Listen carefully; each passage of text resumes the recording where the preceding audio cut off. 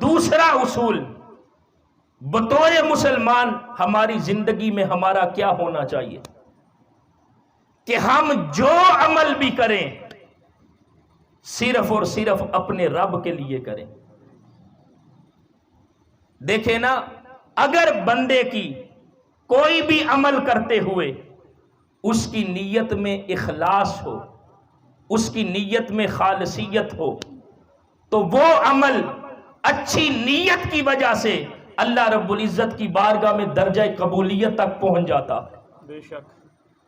اور پھر یہ جو نیت ہے یہ کتنی اعلیٰ ہے. میرے آقا نے حدیث میں فرمایا یہ جو مومن بندہ ہے نا، اس کی نیت اس کے عمل سے بہتر ہے. کیوں؟ اس لیے کہ یہ جو ہماری نیت ہے اس کا تعلق دل کے ساتھ ہے. اس نیت کو میرے دل میں کیا ہے آپ نہیں جانتے، آپ کے دل میں کیا ہے میں نہیں جانتا.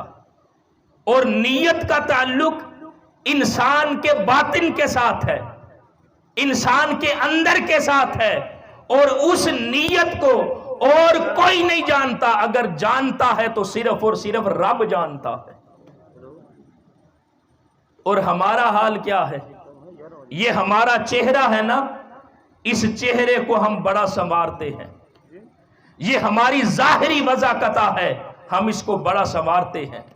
اپنی ظاہری شکل و صورت ہے، ہم اس کو سنوارتے ہیں، بناتے ہیں. کیوں؟ اس کو لوگ دیکھتے ہیں.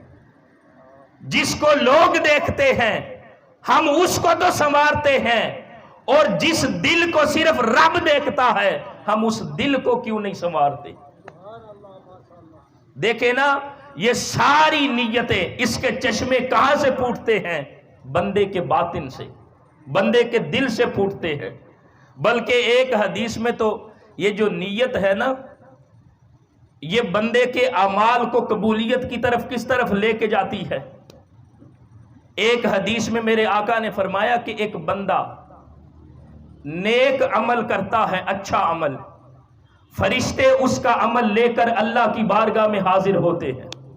اللہ رب العزت فرماتا ہے میرے فرشتوں اس کے نامہ اعمال میں سے اس عمل کو نکال دو. فرشتے عرض کرتے ہیں مولا اس نے یہ نیک عمل کیا ہے اور تیرا حکم ہے کہ نکال دو. اللہ رب العزت فرماتا ہے فرشتوں اس لیے نکال دو، اس نے یہ جو عمل کیا ہے یہ کسی اور کی خوشنودی کے لیے کیا ہے، میری رضا کے لیے نہیں کیا. اور ایک وہ بندہ جس نے ابھی عمل نہیں کیا، صرف نیت کی ہے کہ میں یہ اچھا اور نیک عمل کروں گا، فرمایا اس نے صرف نیت کی ہے. اللہ رب العزت فرشتوں سے کہتا ہے اس کے نامہ اعمال میں یہ عمل لکھ دو، اس کے نامہ اعمال میں یہ عمل درج کر دو.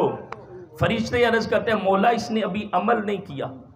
فرمایا اس نے ارادہ کیا ہے اور اس کے ارادے اور نیت کی وجہ سے اس کے نامہ اعمال کے اندر اس کے اچھے عمل کو درج کر دو. یہ عمل، یہ جو نیت ہے اس کا ہمارے عمل کے ساتھ کس قدر گہرا تعلق ہے.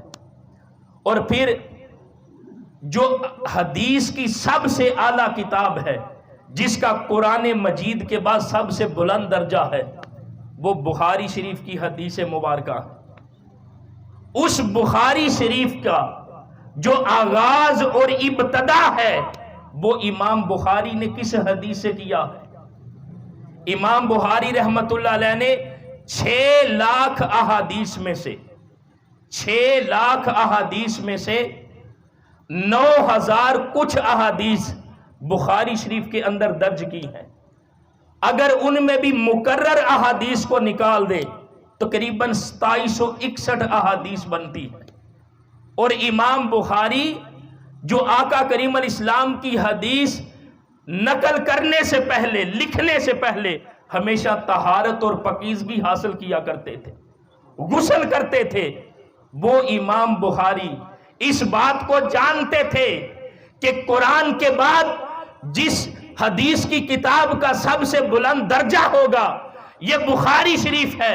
اور اس بخاری شریف کی جو سب سے پہلی حدیث امام بخاری لے کے آئے ہیں وہ ہے انما الاعمال بالنیات، کہ بے شک جو عملوں کا دار و مدار ہے وہ نیت کے اوپر ہے. سب سے پہلی حدیث وہ لائے ہیں اور یہ کتاب قیامت تک کے لیے امت مسلمہ اس کا مطالعہ کرے گی. لیکن پہلی حدیث وہ نیت کے بارے میں کیوں لائے ہیں؟ اور بھی تو احادیث تھی، عقائد کے متعلق تھی، عبادات کے متعلق تھی، لیکن پہلی حدیث یہ کیوں لائے ہیں؟ اس لیے امام بخاری بھی یہ سبق دینا چاہتے تھے کہ لوگوں، آپ جتنا مرضی اچھا عمل کرو، اگر اس عمل کو کرتے ہوئے آپ کی نیت اچھی ہے تو اللہ رب العزت سب کچھ قبول کر لے گا. اگر نیت اچھی نہیں تو وہ عمل اللہ کی بارگاہ میں شرف قبولیت تک نہیں پہنچے گا. تو دوستان محترم، مسلمان کی زندگی کا یہ دوسرا سنہری اصول ہو کہ وہ جو عمل بھی کرے صرف اور صرف اپنے رب کی رضا کے لیے کرے.